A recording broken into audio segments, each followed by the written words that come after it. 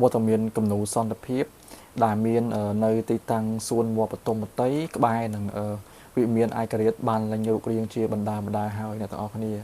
ហើយក៏មានប្រជាជន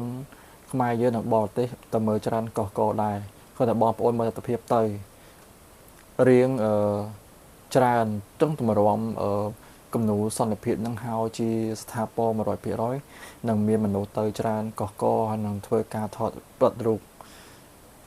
តម្រាំតែមិនទាន់ហើយបាន 50% ផងគឺមានមនុស្សទៅមើលច្រើនប៉ុណ្ណឹងហើយក៏មានអ្នកខ្លះគាត់